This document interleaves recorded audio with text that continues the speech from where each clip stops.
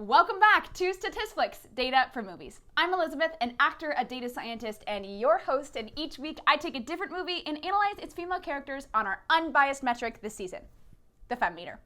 As we reach the 11th episode in this season, I want to think about our future together. So do me a favor, go down to the comments and vote for what you want to see next season.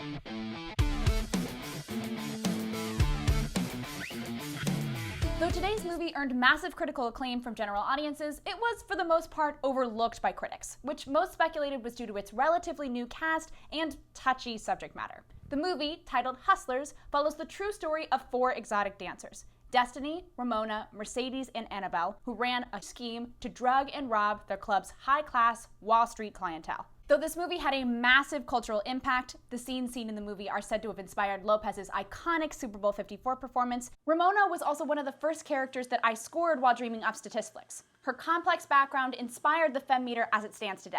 So Ramona, from the movie Hustlers, earns our highest score yet at 95. If we were to reverse the Bechdel test and apply it to men, i.e. you pass the Anti-Bechdel test if you have 2 named men who speak to each other about something other than a woman, this would be the first film that I've analyzed that would receive full credit.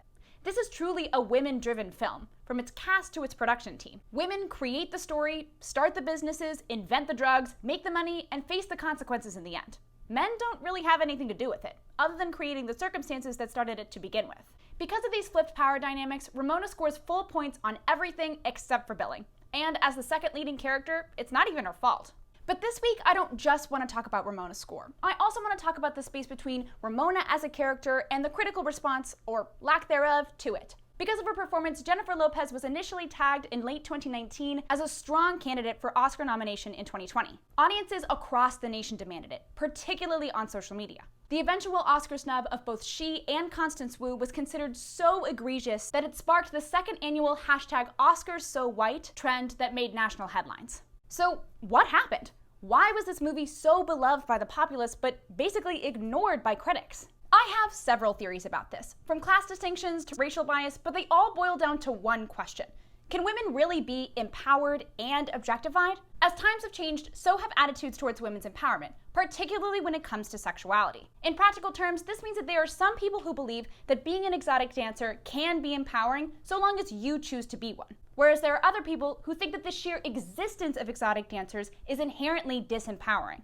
Obviously, this would create 2 very different viewpoints on Hustlers, not to mention the fact that even outside of their dancing, these women aren't particularly moral either. This becomes even more complicated when we consider that these women who are acting sexually are primarily not white. It reminds me a lot of the recent critical response to Cardi B and Megan Thee Stallion's WAP, their new, very popular, and undeniably sexual song. Both Hustlers and WAP are great examples of women who are both empowered and objectified. In fact, all 4 of the leading women in Hustlers pass all 5 of our agency thresholds.